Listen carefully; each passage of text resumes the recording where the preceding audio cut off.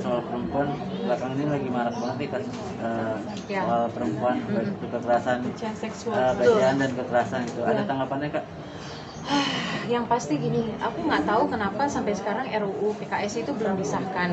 Itu yang pertama yang menjadi kegelisahan aku. Sementara setiap hari kayaknya pemberitaan tuh ada aja gitu yang perempuan santri-santri dilecehkan, kemudian ada yang diperkosa lah mahasiswi.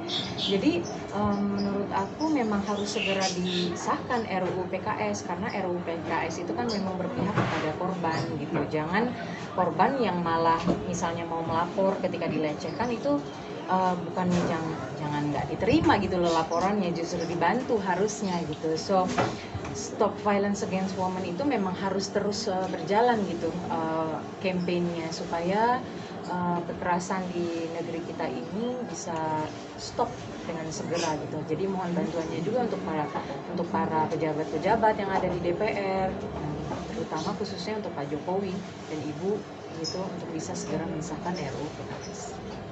Mbak, bicara soal kasus yang terakhir, seorang perempuan meninggal di makam ayahnya, ternyata itu sampai hamil dan digugurin sama pacarnya sendiri yang juga polisi gitu. Nah, dari pandangannya Mbak sendiri kalau menurut aku apapun yang namanya pelecehan, kekerasan, terus udah gitu apapun itu bentuknya, mau verbal mau secara fisik, aku tidak pernah membenarkan hal itu gitu. Dan seharusnya pun tidak ada yang namanya pelecehan. Harusnya perempuan itu bebas bergerak kemanapun mereka pergi, mau mereka pakaiannya tertutup atau tidak, itu seharusnya tidak menjadi masalah gitu. Nah, yang perlu diedukasi juga para lelakinya nih, karena rata-rata kan predatornya adalah lelaki gitu. Jadi sebenarnya antara laki-laki dan perempuan itu bisa bergerak bersama-sama, bisa berjalan bersama-sama, bisa saling mendukung. Tapi memang harus banyak lagi nih sosialisasi tentang apa sih bentuk-bentuk kekerasan atau pelecehan. Kadang-kadang orang juga nggak tahu bahwa catcalling itu juga sebenarnya kan udah merupakan pelecehan gitu, walaupun masih kategorinya ringan gitu. Tapi buat aku yang namanya pelecehan ya tidak perlu dibenarkan dan tidak perlu kata-katanya nggak perlu dibikin yang sopan, karena ya pelecehan harus dihentikan.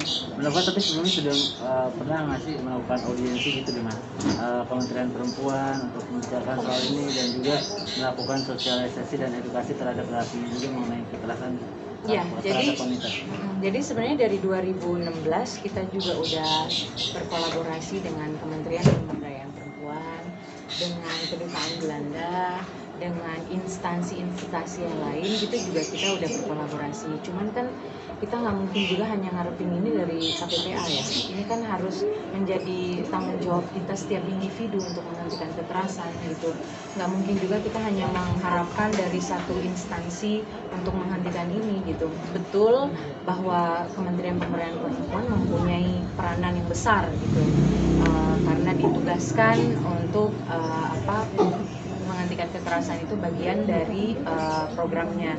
Tapi sebenarnya buat aku lebih penting itu adalah kayak teman-teman media itu juga bertanggung jawab itu untuk menghentikan kekerasan dengan memberikan tayangan-tayangan yang bermutu dan berakhlak, berpendidikan. Itu juga menurut aku juga penting. Kemudian oleh lingkungan itu juga akan juga menentukan gitu. Aku rasa rantai pelecehan seksual ini juga harus dihentikan di segala elemen masyarakat. Tapi kenapa agar ada efek jerak ini supaya tidak terulang-ulang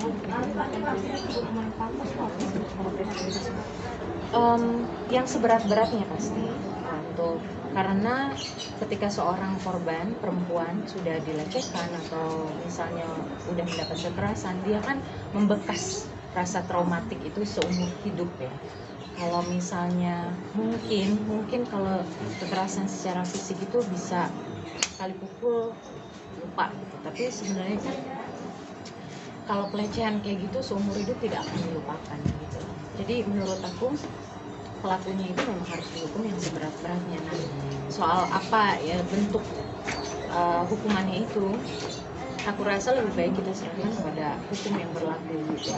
Dan memang yang benar dikatakan benar, yang salah dikatakan salah. Jangan diringan-ringankan juga gitu apa hukumannya untuk si pelakunya itu sendiri. Mengenai keterlambatan tindakan atas pengaduan korban MW yang dia bunuh diri di makam ayah itu seperti apa tuh Pak? Maksudnya lambannya tindakan dari pihak? Dia udah ngadu, ya dari pihak pun juga lambat, mulai dari dia kan minta psikolog untuk datang untuk menangani itu. Nah itu dia, kita tuh apa ya, aku nggak tahu kurangnya di mana, salahnya di mana, tapi memang bersama-sama kita tuh harus membenahi sistem kita dulu deh gitu.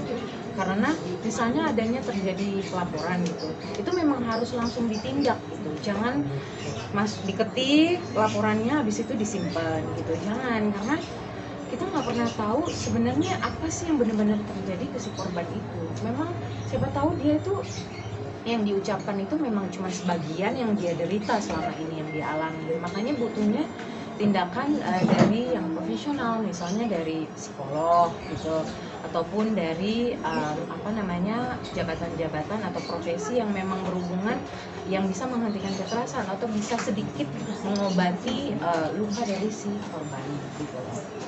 Jadi memang sistem kita tuh harus lebih dipercepat lah kalau untuk urusan gini.